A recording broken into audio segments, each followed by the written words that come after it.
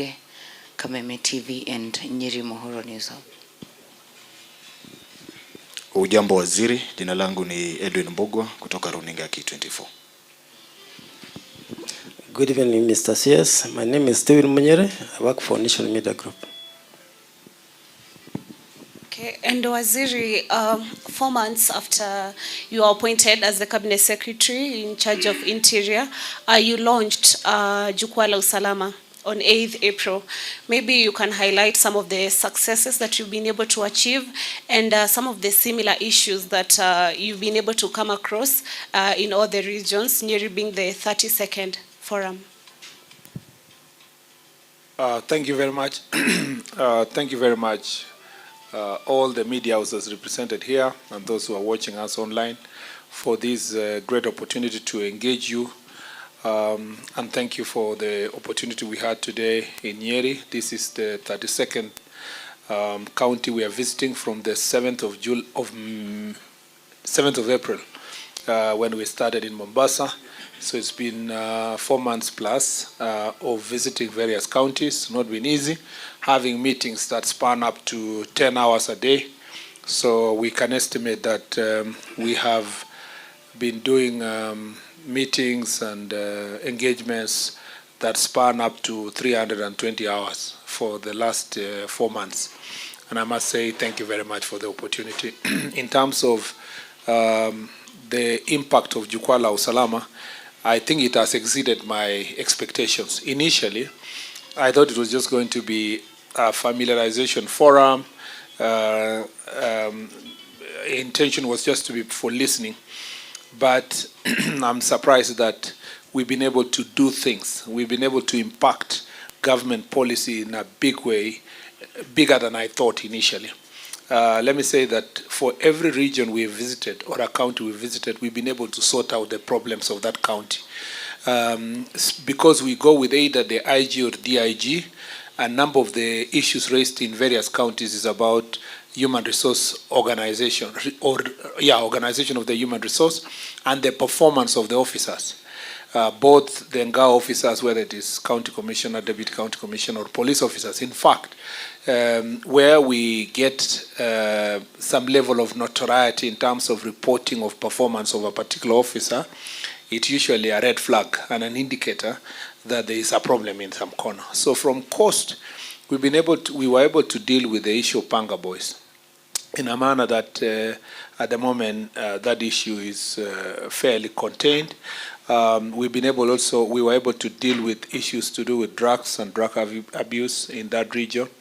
If you come to counties like in some parts also of the Lower Eastern, we've been able to deal with various issues, a lot of crackdown on and arrests and charging of people on sexual offenses, for example, in places like Makueni, where I revisited recently on a different social function, and people were appreciating that since we went there, the officers have been able to do a good job, crackdown of ethanol, adulterated ethanol, and so forth. In the Upper Eastern, you can see the work that is going on in terms of the operation to deal with drugs and trafficking in human beings. In fact, we can almost successfully say that this Marsabit corner has fairly been closed from traffickers. We have contained it. You can see the silence in Kerio Valley because of the strategies we put in place. We were losing lives every day in Kerio Valley, at least. Now we're making very good progress. A number of criminals have been arrested, taken to court. Number of guns have been collected from these criminals. Some have also surrendered voluntarily. If you go to Rift Valley, there are a number of places, particularly Kitale, Wazingishu, and now Nakuru, where we have had to upscale our crackdown on matters adulterated alcohol, second-generation alcohol, illicit brews, and also drugs. As a matter of fact, Kitale is the leading county in terms of abuse of substance, either whether it is drugs or alcohol. And as a result of our visit we've done, every part we've gone, As a cabinet secretary, first of all, it is moving the office to the ground. So I have had very good engagement with people who would have otherwise asked for an appointment to come and see me in Nairobi. I have gone, and we have gone with a huge team to the ground, and then understood the problem of that area, and then solved some of the problems. So a lot of reorganization of human resource has happened in the last 4 months, courtesy of our first-hand experience with the actors. Now, in terms of policy, we've been able to fast-track the policy on issues to do with NPR management, because those are issues that were raised on the ground. And now we are about to finalize this issue of reorganization of the National Police Reservist. We've been able to do a CAB memo on village elders, which I have signed. It is now before Treasury, and then it will go to Attorney General's office, and then I will table it in the cabinet with a plan to see how we reorganize the village elders. We've been able to reorganize the welfare of the officers. When we started Jukwaa, the assistant county commissioners were not being, a number of them were yet to complete their training and promoted. They were trained, 800 of them graduated, and the president came for their graduation, and thereafter they were promoted. 300 are awaiting training. Chiefs who have not been trained 20 years, 30 years, for the first time now going back to the training, and they are in APTC. 1,000 are there, another 1,000 going next month.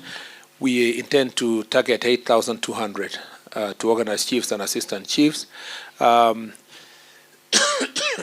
We've been able also to come up with policy directions on management of the police officers, shortening the time, ensuring that transfers are done in a particular short time, promotions for officers who have stagnated. You are 50 and you are a constable, or you've been a constable for more than 15 years without promotion.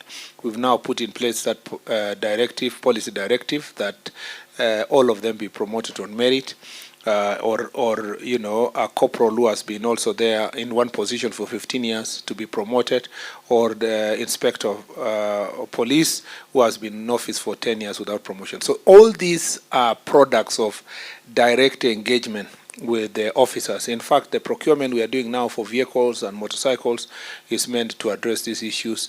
The issues to do with construction of police stations. Police stations are the.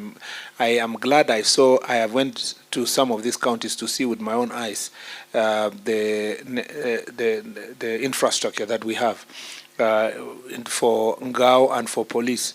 I was shocked in Tana River. In Tana River, they are almost like they have no office, you know.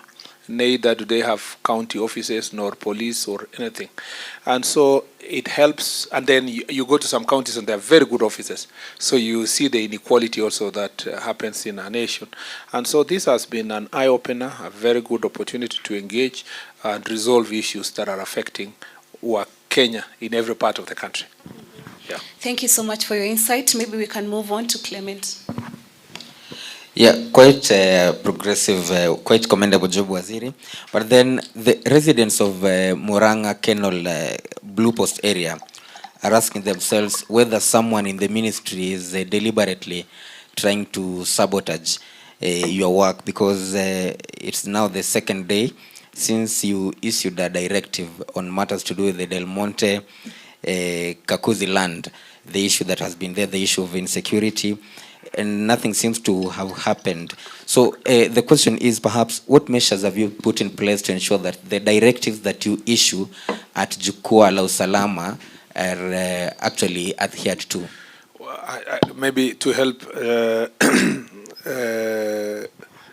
I think, Clement, it will help us to be very specific on what has happened in the 2 days in Del Monte, because then I don't want to make a generalized response. What do you mean what has happened in the last 2 days?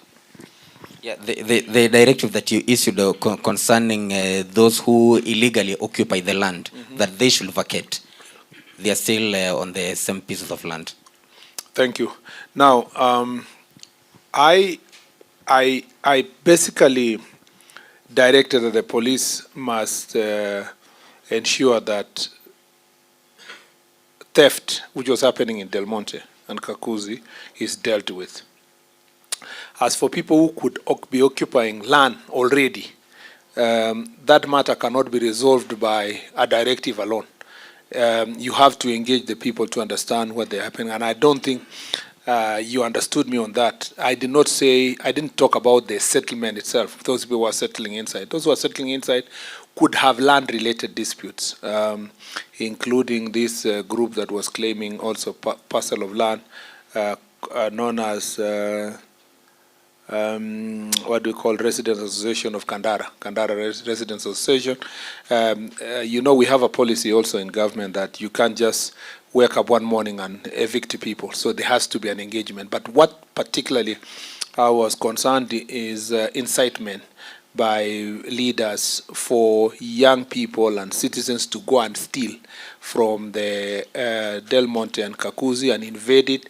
And then I said that they should work together with the lands ministry to resolve the land-related issues. And I remember I made it clearly that we believe that issues of land can be resolved peacefully without resorting to violence. Ours is the Ministry of Interior is to provide, through the IGs, to provide security even when such conflicts are being resolved. So I would be concerned if there are people who still are going to steal from the farm without restraint, and if the police officers were not able to contain people who are going to the farm to steal. What I was warning our leaders against is the politics of populism that target investors because it's counterproductive, particularly because, you know, these are big farms that are contributing to the economy of Murang'a, Machakos, Kiambu, and the rest of the country. Thank you, Waziri. You alleged that there is resurgence of Mugeke in the region. Do you have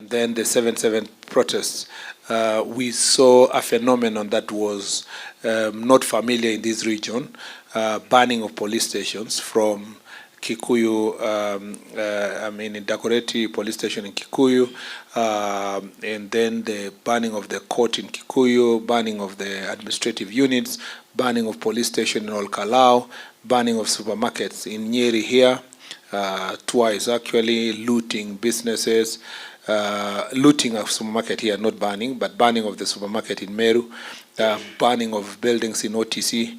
But I'm not talking about even the Nairobi incident. Just think about Central Thika, lootings that happened in Thika almost a whole night up to, and so forth.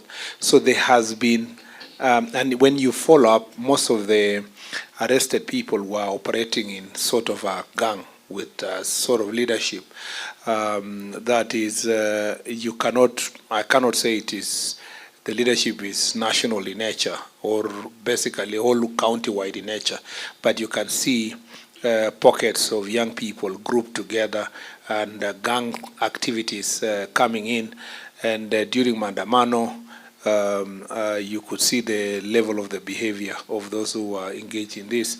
And in Olkalau, during our Jukwaa La Usalama, most of the people say that they weren't really coming from, they were coming from the next constituencies, counties, and so forth. So, and they came in lorries. For example, people were moved from Limuru to go and burn a police station in Kikuyu in a very organized manner. And you know, we arrested those people and charged them for terror. Despite the all complaints that they have met, we took the legal action to make sure that they are charged. So my message to the people of Mount Kenya is that we have seen what sects and organized gangs can do for community. And in a statement that I saw some people taking out of context, I give credit to President Kibaki and his minister then, John Michuki, for taking a very firm stand against gangs. And I say that as a cabinet secretary, we must learn from those who went before us and understand that if it was not for the sacrifice they made at that point in time to become tough on matter of security, perhaps we would be paying double taxes in such areas like here. You'll be paying to an organized criminal gang and at the same time to government. And we don't want to go there just for short-term political interest. Yeah, Waziri, just to come in on the same, sorry. Of course, as a country, we know where we are headed in about a little and 2 years' time. How deep-rooted is this problem of gangs, and they are used by politicians maybe to score interests? That is the first question. And how deep-rooted is it, or rather dangerous it will be, as we head to the elections? Sorry, you know, here it's cold, so you can see I'm getting tea. So I hope you don't take any. First, let me say that the problem of gangs is not a Mount Kenya problem. It's a national problem.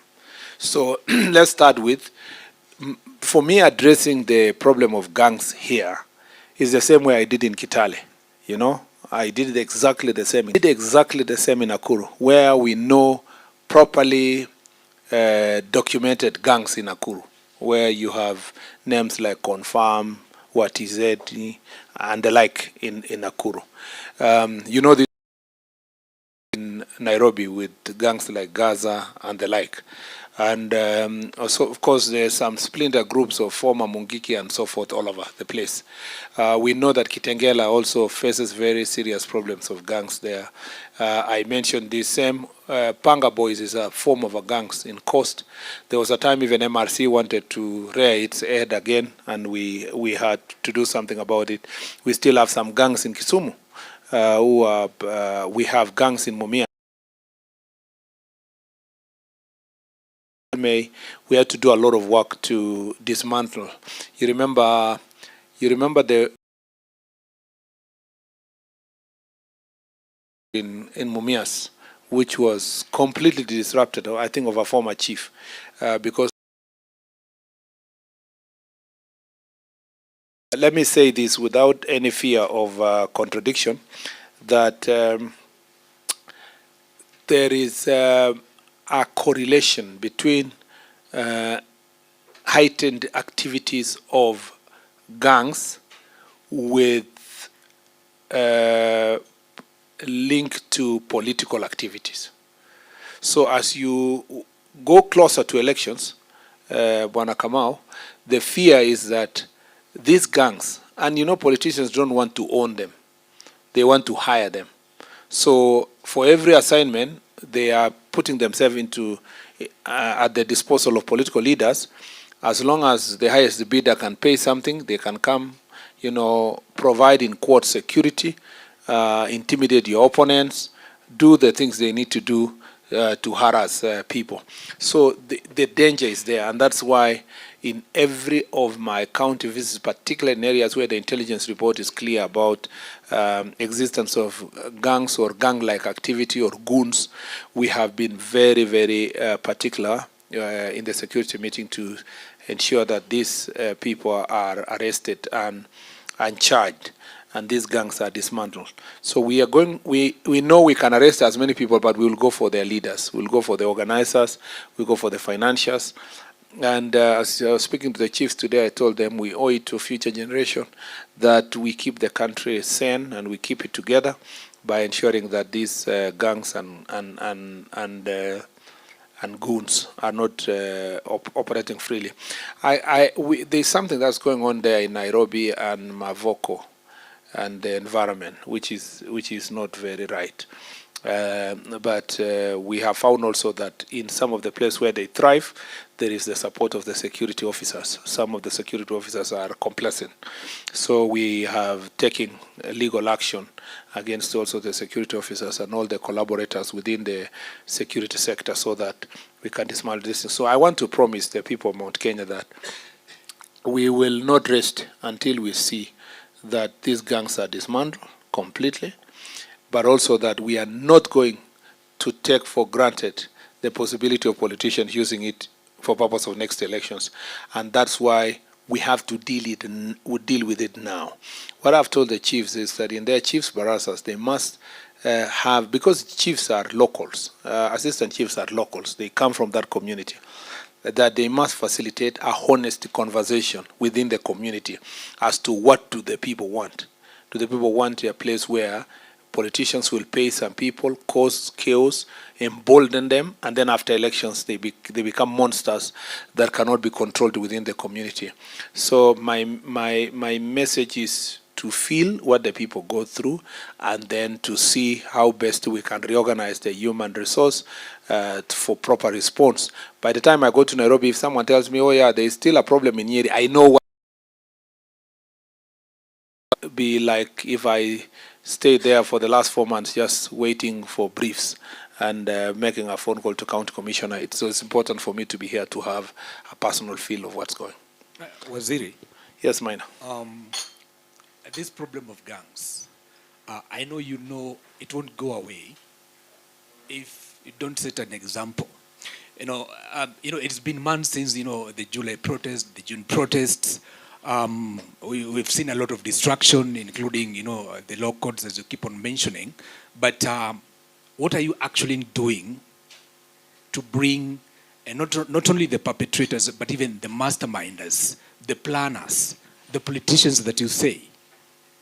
There is no even a single politician has ever been arrested since those the protests. Are you sure? I'm sure, except maybe we saw, for example, in Trans Nzoia, Governor Tembea was brought, but it was a different issue. It was all about, I think, corruption cases. But as far as violence is concerned, destruction of property is concerned, we've not seen them. But we keep on hearing names. But are there investigations going on currently? Are there politicians on police radar as we speak? Unless you have a particular one in mind. But the truth is that we have a member of parliament of Embu County was taken to court, charged for terror. The member of parliament for Naivasha taken to court. The court stalled the charging process. There has been political activists, a good number of them have been charged for terror. By the way, I can tell you without fear of contradiction that because of what we did what the National Police Service did between 25th of June and 7th of July, there was significant reduction of the planning activities. For example, the burning that happened in Kikuyu and Kiambu never happened after we charged those people between 25th and 7th. And so having arrested 1,500 people, and about 500 and something were charged already. So you must give the National Police Service a credit, and of course DPP and the multi-agency team and so forth. A number of people are in court facing serious criminal charges. A few of them are still under investigations, and I believe that as soon as the DCI completes its investigations, and DPP agrees with him or tighten all the parts, more people will be charged. Sometimes, minor, there is something in law that is called adducible evidence. As we speak now, I may know it's you, minor, who did it, and everybody even saw you in Nyeri, that you are the one who did something. But unless we can get evidence, either video or a witness or your bank accounts or whatever. So sometimes the intelligence report may point to you, but until we reach a threshold, because intelligence report cannot stand the test of a court, because it will be argued that it is illegally obtained evidence. So there must be evidence that is admissible in a court of law before you can charge somebody. So we can be all of us sure that so and so. But when I call you and when I call the people who are saying it's Minor who did and tell them to record a statement, they tell you, no. Minor has gangs. He may come for us when you are not around. So sometimes you may never get witnesses and so forth. So that delays the process. But I can assure you, many people will be charged in a court of law. And I am almost confident that a good number of them will be convicted because the evidence is overwhelming. Waziri, maybe in connection to that, leaders, particularly those in the opposition, have accused security agents for allowing goons to attack them in the presence of police officers.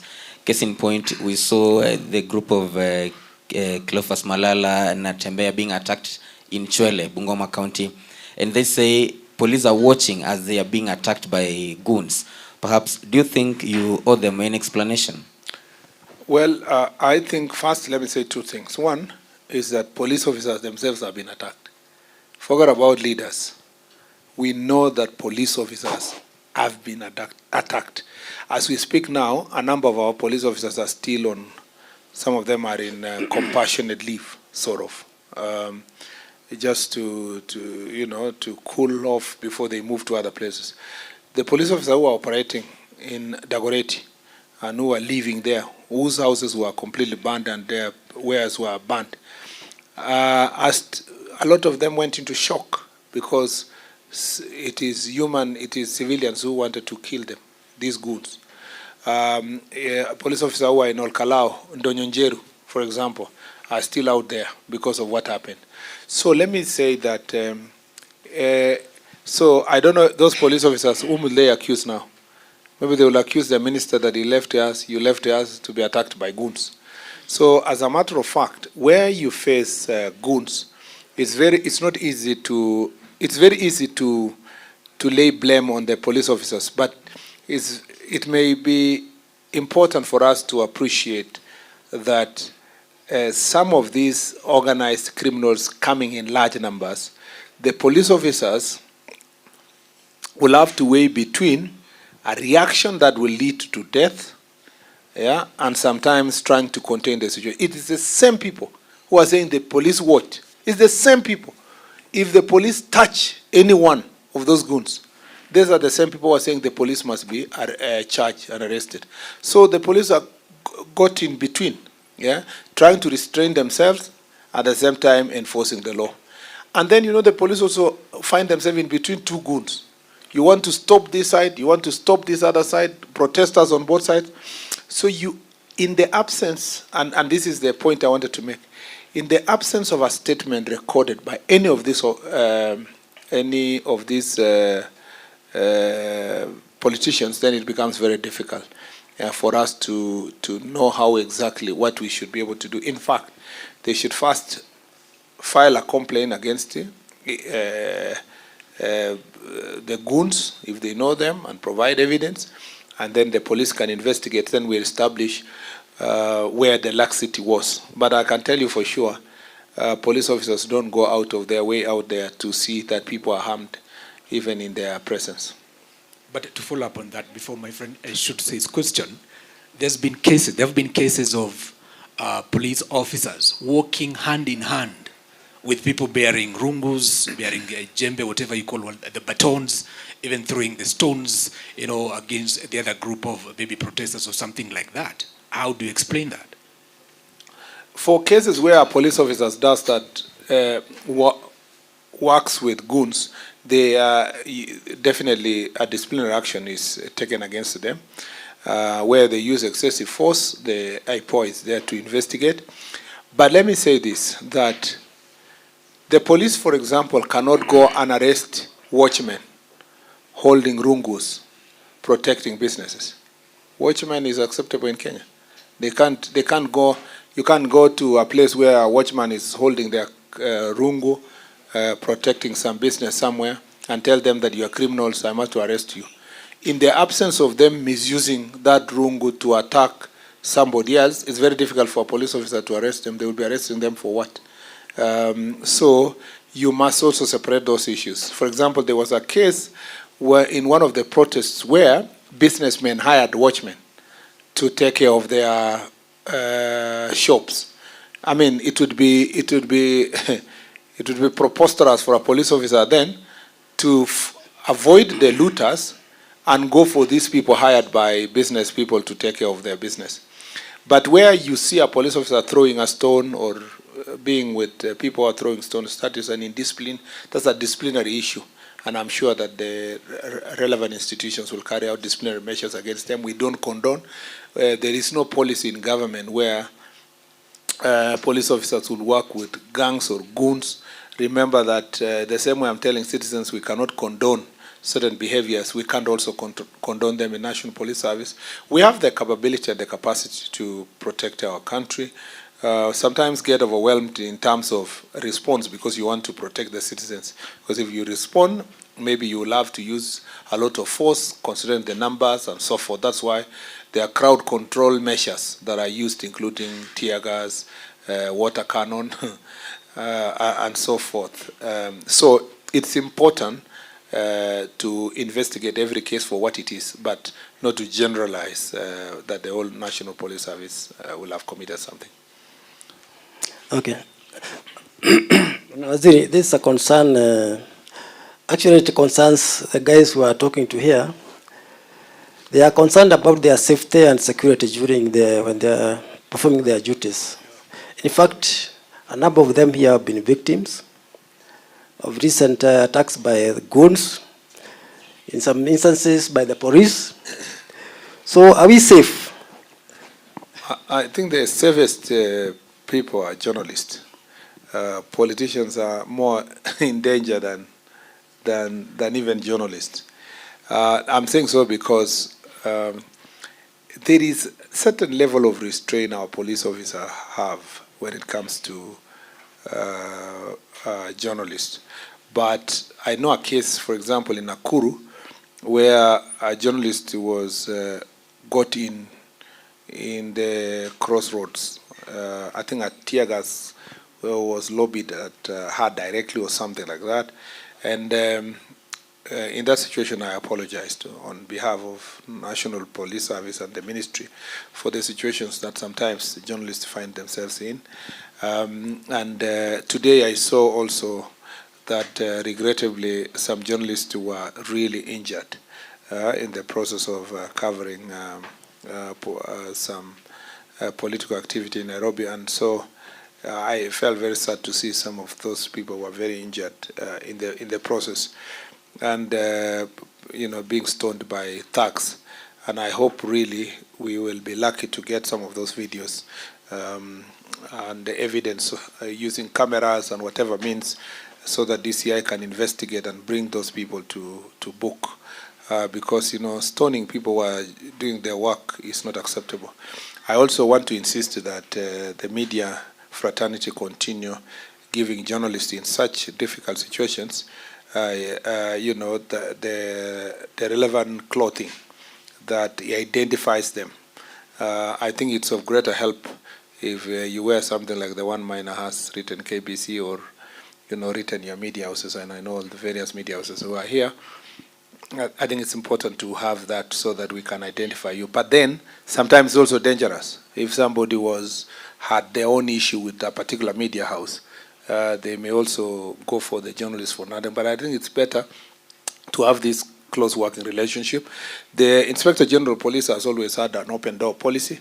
I hope that more engagement, we can have more engagement before protests and even coverage of events like today's.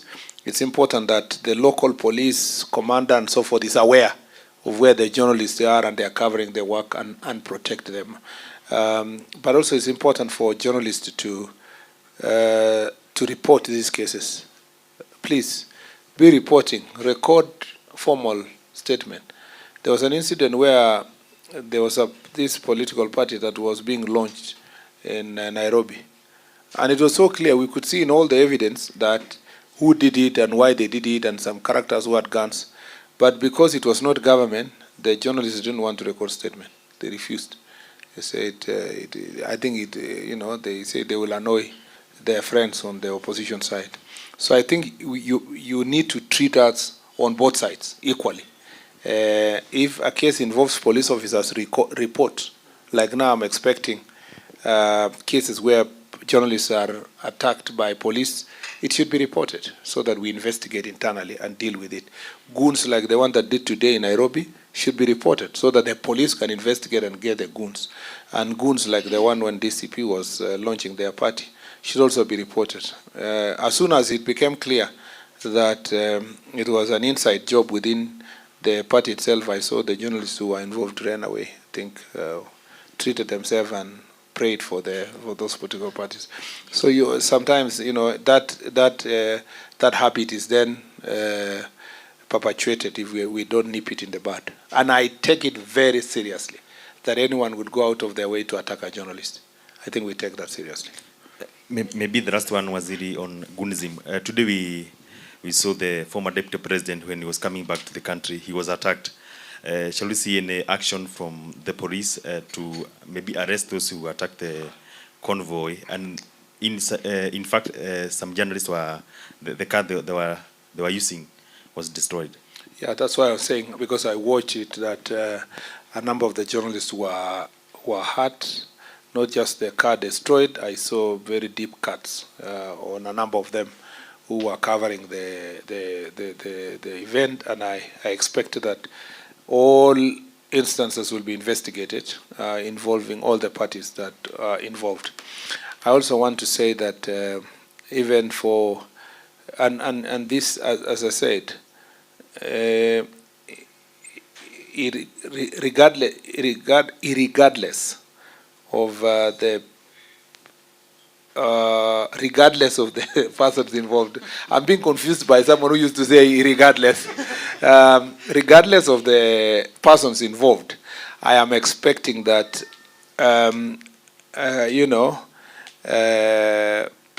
all these people will come out to record statement and then investigated by the police and people will be brought to justice. I also expected, I'm not very sure because I haven't received the full brief, but the level of, we need to respect our airport, yeah, generally. We are at a certain standard in the airport where we have signed to certain protocols that enables us to fly directly to various countries in Europe, US, and so forth. So it's important not to make our airport center for political activities. And I expected a certain level of decorum among our leaders and aspirants and Kenyans when they went to the airport. That again is an issue that must be dealt with going forward, because we don't want our airport to become a center for ridicule globally in terms of security protocols on the use of the airport. But other than that, I don't know. Why was someone stoning that convoy? First of all, it was not a threat to anything. Yeah, it was not. There were not many people. And even assuming even there were many people, they were not disrupting anything. It was. I mean, I thought the goons that threw stones were actually totally misguided. I'm sure that it was, as has been in Nairobi in the past, it must have been this competition among political groupings in the city, and it was not necessary because that was a very small event that did not require that level of attention. I was surprised actually earlier when you people asked me that there was a heavy deployment, and I thought heavy deployment for what? That was a small thing that didn't require that level of attention. Thank you. Okay, Waziri, we can move on. Shukrani sana Waziri, ningeomba niweze kurejelea swala ambalo liliangazia mapema leo kuhusiana na utengenezaji na usambazaji wa pombe haramu pamoja na dawa za kulevya. Swali kuu ambalo linaibuliwa ni kuwa ama hofu kuu miongoni mwa wananchi imekuwepo ni kukamatwa kwa washukiwa, ila licha ya kuwepo kwa ushahidi wa kutosha, kesi hizi zinaishia tu pale katika vituo vya polisi. Swali kuu likibuliwa, huenda kukakuwepo na ushirikiano kati ya washukiwa hawa pamoja na vitengo vya usalama. Na je, kama wizara mnafanya nini kuweza kuhakikisha changamoto imesuluhishwa na vile vile kulinda imani ya vitengo vya utawala?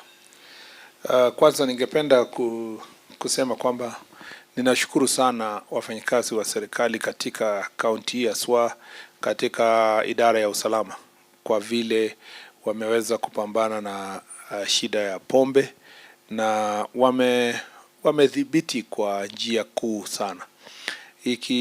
Ukijua kwamba miaka chache iliyopita kaunti ilikuwa na shida kubwa ya mambo ya pombe haramu, lakini hivi sasa ni county number 41 out of 47 kwa ile counties, top counties. Ukihesabu kutoka juu kuja chini, Nyeri ni 41. Ukilinganisha na county kama Trans Nzoia ambaye ni number 1, Kakamega number 2, Kisumu number 3, Nairobi Hapa Nyeri mambo mengi yamefanywa yanahusu polisi, machifu, idara ya nakada, kushirikiano na KRA na KEBS pamoja na county government, hata county laws ya county imesaidia. So kazi mingi imefanyika. Yenye inabidi tufanye ni kuhakikisha kwamba tunaendeleza hiyo vita dhidi ya pombe haramu. Na kwa kwangu hapa ni kuwatia moto na changamoto kwao kuhakikisha kwamba wanapambana na kazi hiyo. Kiswahili inanichanganya kidogo, lakini kuhakikisha kwamba hii kazi inaweza wasonga mbele. Tuko na watu 4 5 ambao ni wanasumbua katika Nyeri. Wanatoa ethanol huko Nairobi na sehemu zingine wanaleta hapa. Wakati crackdown ikifanyika wanakimbia na nyuki, na kama vile umesema tumekundua pia kwamba kuna maafisa kadha wa serikali wanahusika, mapolisi hapa na pale, administrators hapa na pale, watu wa KEBS, watu wa KRA, na kila wakati tunapopata ripoti ya ujasusi kuhusiana na hiyo tayari tunafanya mabadiliko yanayofaa, na maafisa wanaohusika pia huwa wanaadhibiwa penye tunajua kwamba tuna ushahidi wa kutosha. Lakini ningependa kusema kwamba kwa ile mikakati tumeweka leo, niko na imani ya kwamba tutaendelea kudhibiti shida hii, na unajua itaisha siku moja. So lazima kila siku ofisa ya serikali lazima wachangamke kila siku. Ni vita ya kila wakati.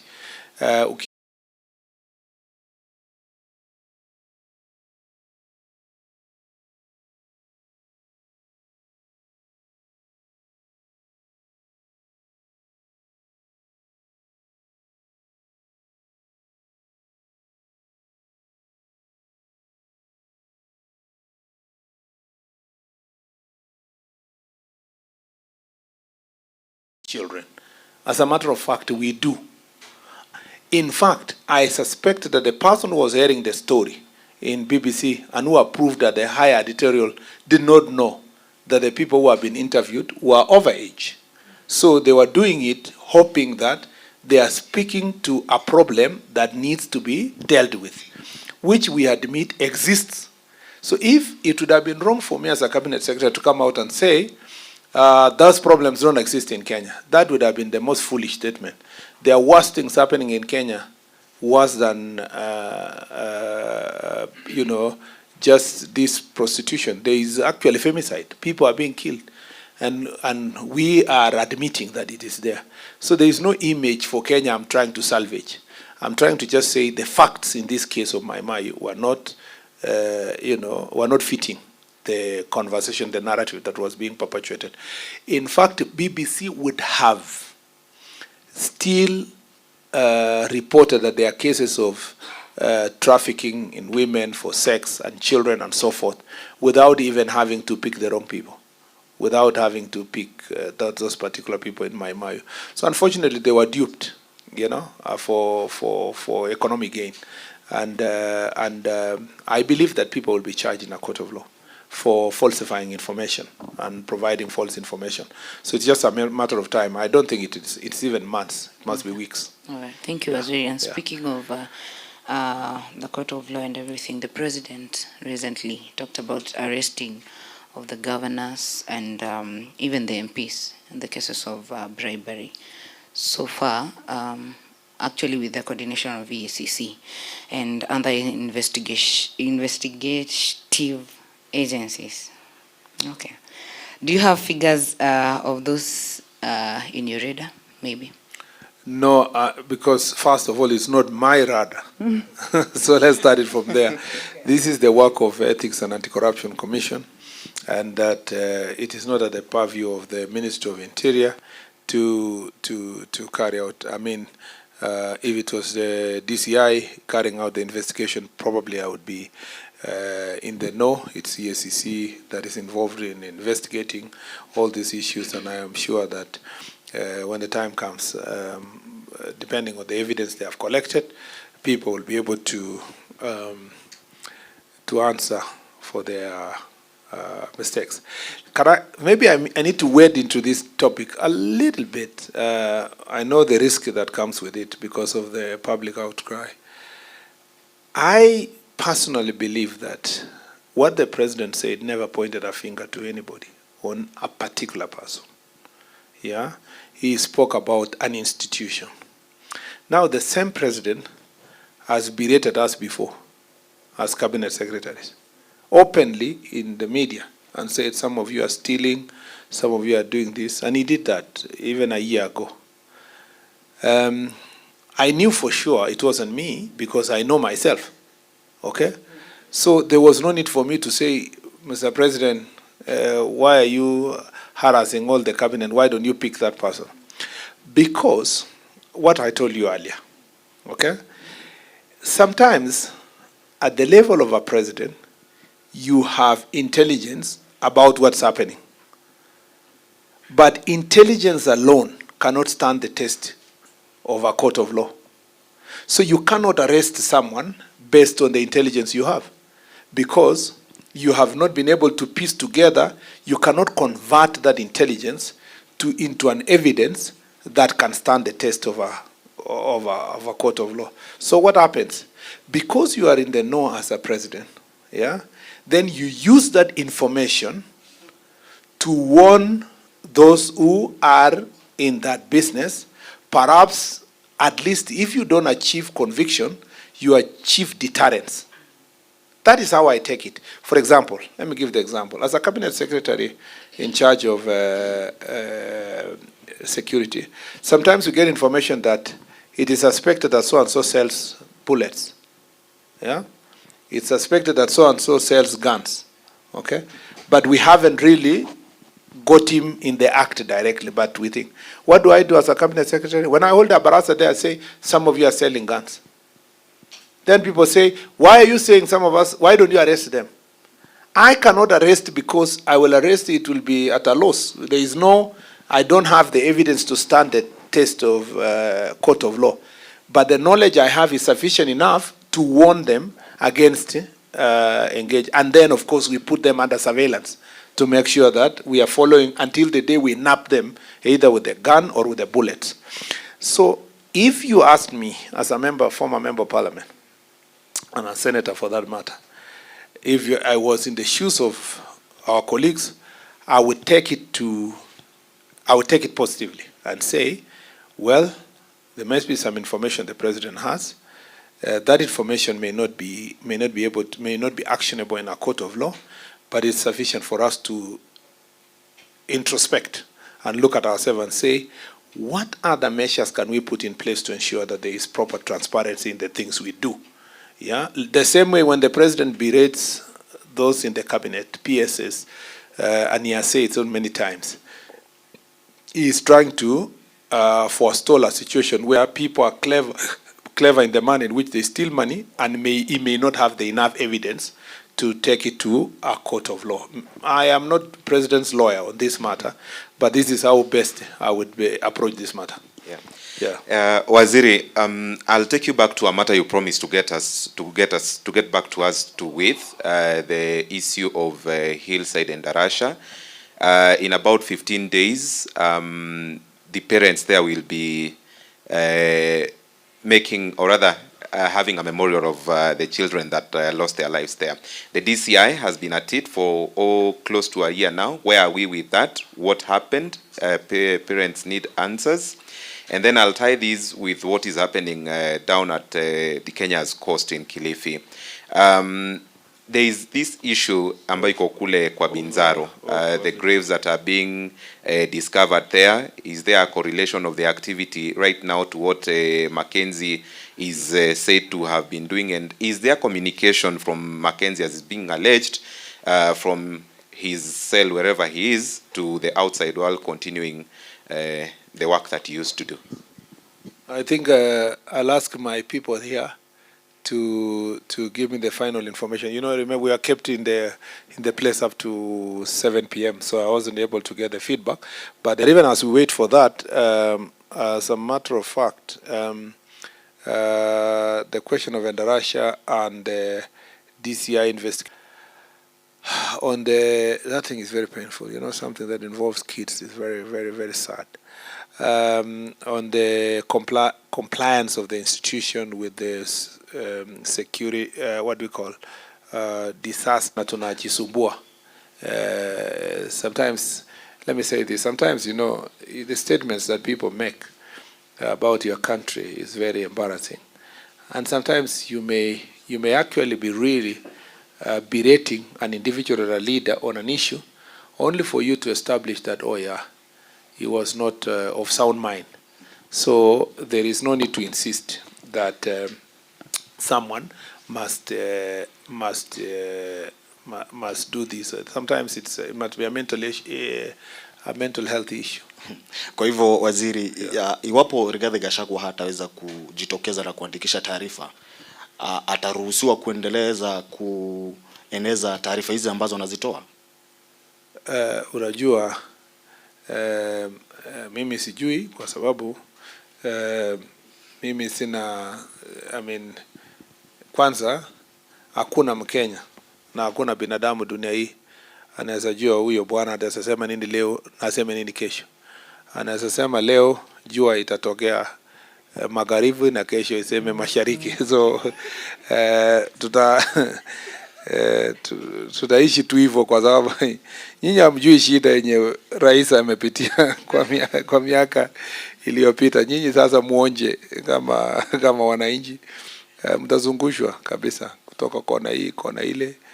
Mara leo Uhuru ni mzuri, Uhuru kesho ni mbaya, Ruto ni mzuri, kesho ni mbaya. Matiang'i ni wa serikali leo, kesho yako na sisi.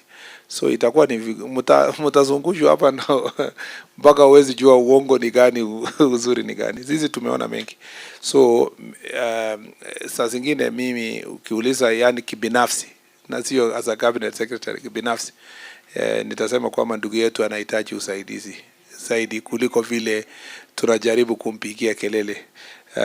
Kwa sababu ukiona mtu wako tayari kuchoma nchi kwa mambo kidogo kidogo, unaona kwamba ni pengine yeye anahitaji usaidizi zaidi. Kama vile tulikuwa tunaongelelea mambo ya mental health issues kwa hapa mashinani, hizo ndio mambo ambayo perhaps our brother may need some help. Kwa ile swali nimepewa habari, kwa ile swali mmeniuliza ile ya Endarasha ya kwamba the statement here says that the file was forwarded to ODPP, who directed that an inquest be conducted, and the same has duly been registered before the Nyeri courts, Chief Magistrates Court. So I think we should be able to hear from the Chief Magistrates Court so that an inquest is carried out and as per the directions of the DPP. Thank you. Maybe Waziri, you've talked about the achievement za Jukwaa La Usalama, but you have an issue in Mandera, the ongoing conflict between the Somali federal government and the Jubiland forces. They're affecting residents there. And last week we saw there's a woman who died after stepping on IED. And we saw Adan Khalif, governor for Mandera, calling on the government to transfer the Jubilant forces from the BP1 back to Somalia. So what is the Ministry of Interior doing maybe to solve the issue? That's what I told you earlier. The issue of Al-Shabaab is a daily issue. It's not something that we have been like this for nearly now more than 15 years. We are almost approaching 20 years. We have been in consistent fight since we were even forced to invade Somalia at that point in time by President Kibaki because of the challenges we were facing as a country. So it's a daily problem. You know, we have so many forces, multi-agency teams across our border, from Kiunga, from Boni, all the way to Mandera and beyond, just to take care of our border. We also need to appreciate that our citizens in Mandera, Wajir, Garissa, and Lamu are bearing the greatest burden as a result of banditry. They are, the biggest problem as a result of banditry. And so it is painful sometimes to see people playing around with conversation about Al-Shabaab. The complexities of governance in Somalia is also spilling over to our country. And the global complex relationship between Houthis, Al-Shabaab, all these characters that facilitate movement of arms and so forth. And then the complex geopolitics of who has what interest in Somalia, globally, also makes it complicated for us to secure our border. So this is a more complex issue. When you talk about forces from Jubaland hiding in Kenya and forces from the Somali government sometimes coming to Kenya, it is the accusations and counter-accusations are always there. Remember that this is one community, okay? Remember that at the border, across the border, the clans are the same. The clans that are in Kenya are clans that are in Somalia. These are just colonial boundaries. But so there is also complexity in terms of knowing this is that. Now, that is not even enough. I mean, so you continue having these challenges in an area that is very vast, extremely vast. But I'm happy that the investment we have put in the country, the technology, the know-how, has helped us secure our nation. And I really want everybody interland who may not be having daily interaction with the challenges of Al-Shabaab to keep praying for our forces and to pray for our citizens at the border level who sometimes bear greatest responsibility to just protect the rest of us who are going about our business every day without fearing about IED or anything else. Thank you. Okay. And also, will the Jubaland forces be transferred back to their country? Every person who is illegal in Kenya must leave Kenya. Every person, not just, if we find those Jubaland forces in any part of Kenya, they must leave, The same way we find Al-Shabaab characters in our country and they have to leave. But sometimes they don't just leave by going. You have to fight, you have to do a lot of work to ensure that they leave. So no foreigner will be allowed to operate in Kenya, particularly to carry out military activities in our country. Our country is non-aligned on whatever conflict that may be having in Somalia. Our basic interest is to get rid of Al-Shabaab. That's all. Thank you so much. Maybe you can have one question as we wind up. Yes, regarding the Al-Shabaab, some like 4 months ago, 5 chiefs from Madera were abducted, and you said that you will negotiate with those people who have abducted the chiefs. Whom did you negotiate with? And you speak like another person who was in another. I did not say I negotiate. We say I told the country negotiations are ongoing. And maybe now I can reveal because our chiefs are safe. Remember that the communities in Kenya are the same communities in Somalia. Maybe that may be of great help. The elders in Kenya took the initiative, and spoke to their elders in the other in Somalia, and tried to tell them that to help them pursue the criminals who went with the chiefs.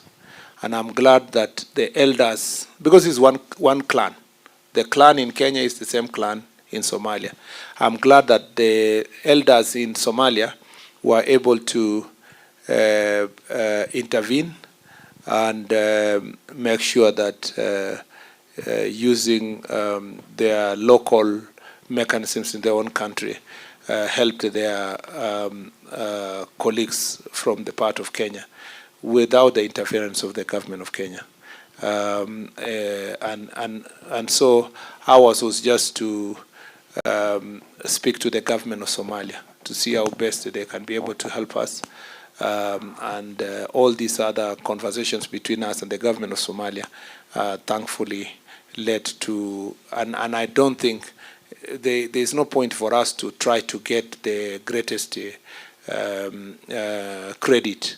I think, if you ask me, without going into so much detail, that what played a greater role is the family relations on both sides of the border that managed to secure their relatives on the other side from danger, which of course some propagandists have turned it to mean that we have good relationship with the criminals.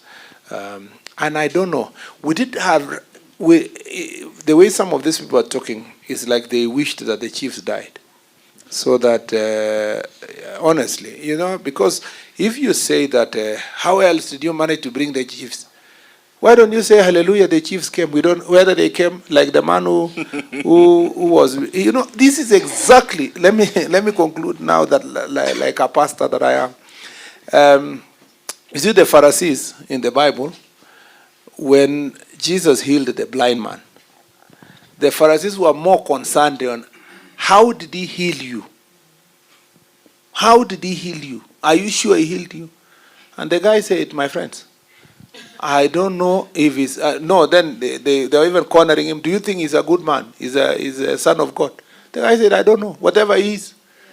I was blind, now I can see. So I think the point anyone should be seeing is that whatever it happened, the chiefs were going to die. They are alive and they are back. And I think that is really, but for someone to want to go all the way to another country and go and say, because the chiefs were returned, it's because they have the president of Kenya has a relationship with Al-Shabaab, or the minister has a relationship with Al-Shabaab. I would rather, if I was a citizen, say, whatever happened, our chiefs had been abducted and they have been returned. And so I have told you today, the real game changer was the family relations on both sides of the border that managed to convince elders on the other side to find all necessary means. I don't know even what means they did to return our chiefs. Waziri, I've gone through the comments on your Facebook page, and a viewer is asking, was it a coincidence that you toured Nyeri the day when Rigathi Gachagua was coming back to Kenya from the US?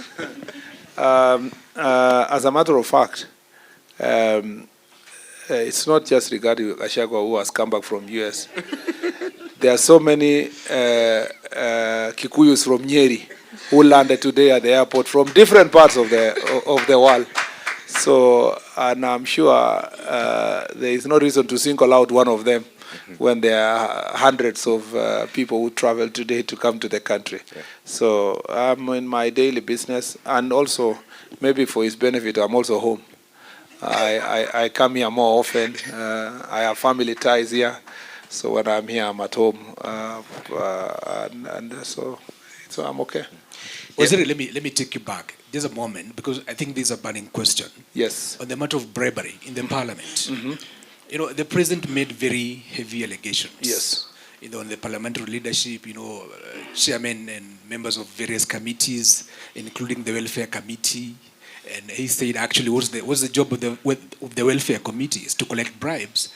But then if you say you cannot convert intelligence reports to evidence, maybe the law doesn't allow, or maybe there's a loophole, then what you're saying is the EACC, the asset recovery agencies, have been sleeping on the jobs, because every year it is expected that public servants table their wealth declaration, you know, to the EACC and other agencies. So they've been sleeping on the job. Secondly, are you also saying that after all these allegations, because this intelligence cannot be converted to evidence, then that matter ends there, and no heads are expected to roll? First of all, Minor, I never said that is exactly what it is. I said I suspect, because I haven't had this conversation with the president. I just said I suspect that the president may be accessing intelligence report, which at the moment is not convertible into evidence, and therefore, instead of waiting until the time I get this person on the act, it's better to give a warning to everybody. That's what I've said. I may be wrong also, but I could also be right. On the question of that does not preclude, that does not stop EACC from doing its job. EACC daily, in fact, I'm sure, I saw Dr. Oginde saying that we wanted to see even further information on this issue, because this is how EACC gets information. It's information from us, information from intelligence, information from different people.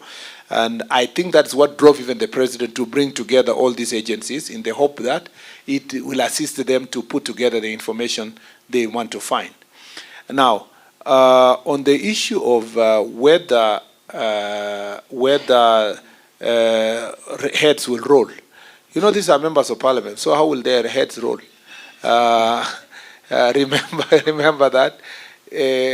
We expect, of course, that people are charged, regardless of their position. So if any person is in parliament and is perpetrating those issues, it's upon now EACC to prove, and even those people who are asking the president, give us the evidence. Of course, the president cannot give also parliament the same evidence, because parliament is not the investigative agency on issues of corruption. Yeah, they can do investigation for purpose of getting reports and allegations of corruption.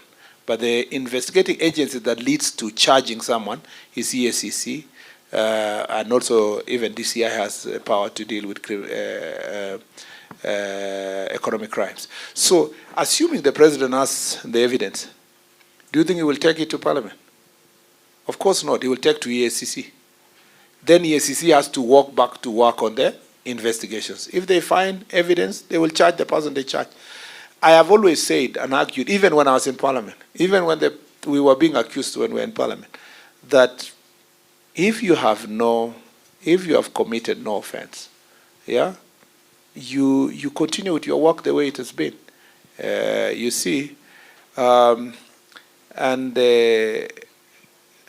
I don't see the justification for anyone even to be angry about it. You just say that, hey, I'm shocked. If I were in parliament today, as I was before, I would have said, I'm shocked that such things happen in parliament. I hope that the culprits will be charged in a court of law, and that the president will send the information to the relevant agencies, and those agencies will deal with it so that parliament can be able to take administrative action also against them if they are holding chairman of positions or leadership positions and so forth. So any message about fighting corruption, for me, it's positive. Yeah. But if you mention me as Kipchumba as a person, then I can now come out and say, put the evidence here, or you retract your statement. But if someone says, like you saw me saying it several times today, that police, I was even using examples of traffic police officers. And the traffic police officers were there, but I was not pointing at particular one. But I was telling them, Kenyans believe that traffic police is very corrupt. We are collecting bribes and so forth. I don't expect a police officer now in the traffic department. I don't even expect the Inspector General to answer me back and say, provide the evidence. It's common sense. I mean that we are struggling in the traffic sector with corruption. What happens is, it is now for the individual traffic officer to say, I will work hard not to become an example of those people who are committing these offenses. My call to my fellow leaders is that let us take this criticism positively, and let's work towards sorting the issue. Let Sisi in the executive have been accused. We also take it positively and work towards correcting the evil. The same way, the judiciary, I hope, is not going to defend themselves and say they are not corrupt. There are also corrupt elements within the judiciary. And it is important for the Chief Justice to take it positively, and the judges, and they will work together towards resolving the matter. Maybe we can have one question from Kamal, the last one, as we wind up. Sorry, Waziri, to take you back to what I had asked earlier in the day, but how easy is it in this country for somebody to get away with crime this is in reference to what happened with Jumaisi. I'm sure you remember the question. It's with the gentleman who was accused of killing women and dumping them at the quarry at the quarry place in Embakasi. Because the questions that are there are also allegations that officers who sort of or are thought to have participated in aiding the escaping of that particular suspect are also back at work. So what do you say to the families of those women who were found dumped there? And maybe, because this place is also said to be an active crime scene, the bodies that are yet to be retrieved, if there are? First of all, let me say that this person, I'm struggling to understand. Why would someone protect such a person? If you may, I may ask you, what would a person at the level of DCI, IG, minister, government protect a madman? You know, a terrible person who went killing people and putting them in sacks and throwing them. Because of what? You see, sometimes I look at people standing there and say, so and so has done nothing. That is the easiest person for any police service to want to take them to court. It's not like there's a political benefit to it. It's not like they're in a position of influence. It's not like they were acting on behalf of anybody. You can tell. I mean, he was going pretentiously to ladies in the next door, conning them, and then after that killing someone. So first, let's start from motive. If the motive was such that there is a gain on the part of National Police Service by protecting him, you would say, okay, yeah, there must be something that someone is trying to gain from it. There is absolutely nothing to gain from that guy. For some reason, as you've said, people can get lost in this country, you know. I am not sure whether he's still alive. So that's the other question. What if he's not alive, you know? What if he's not in the country? What if he's, you know? There are many things that we can think about. But I'm really hoping that that guy can be arrested so that these people can, so that even people can, because it also sends fear. If he is at large and he did such heinous acts, he committed such heinous acts, then there is a possibility that he can repeat the same elsewhere. So it is incumbent upon all of us to be able to do something about it, and we request that we support each other to, as Kenyans, to provide information. And I really hope that DCI will catch up with this person. So that's where we are. That's where we are. That's where we are. And it's a very sad story. It's one of those things that you want, even if you're in National Police Service, to dispense with and do it successfully. Because it's an embarrassment in the first place that he killed so many people without anyone noticing. Then now he runs away. I mean, despite the fact that we thought he was mentally deranged, he still manages to escape from custody. It is something that is of great concern.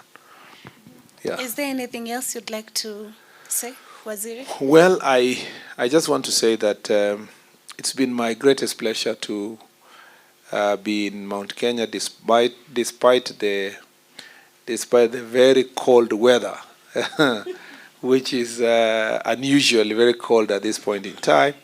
The 4 days have been very successful. We believe that tomorrow will also be successful, the 5th day. And I believe that Jukwaa La Usalama will make a big difference in our country. I believe that the decisions we've made today are going to make security in this county better. And I look forward to a more energized human resource, our officers on the ground, for having had time to sit with them. This is bottom-up leadership governance, where the chiefs and the assistant chiefs and OCSs and the rest of the security team, plus the citizens, were airing their issues of what we need to do for them in their own county. And I am confident that this will give us great results. We hope to start tomorrow very early, because we want to have good time to watch Harambee Stars tomorrow at 5. Please let's rally together to support our team from whatever corners will be. Those who manage to get tickets and they are going to be in Kasarani, we believe that they will do the greatest shouting. I'm hoping to join them. In every match, I've always lost my voice.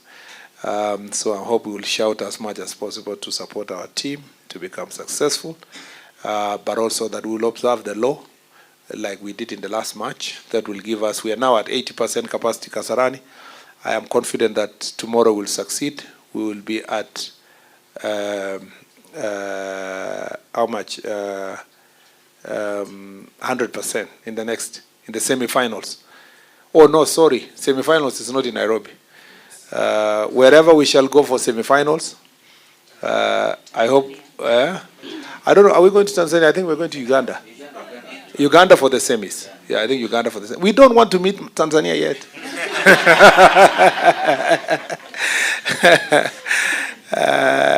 The best thing that will happen for Kenya and Tanzania, and the match that will be very interesting, is to have Tanzania in the finals. So we also wish Tanzania all the best tomorrow. Hopefully they can make it to semis and then to finals, so that we have a very, very enjoyable match in Kasarani. I don't know. I don't know how we will control. I don't know how we will control the people who will go to the stadium, because that will be really a cracker, you know. And I know why you are laughing. I also know that Uganda is not a joke. For those of you who saw the Uganda match, they made a very serious comeback, especially against South Africa. So Uganda I don't know what will happen to us if we meet Uganda in Mandela Stadium in Kampala. That will be really a big, big challenge for us, but also a very interesting match for us.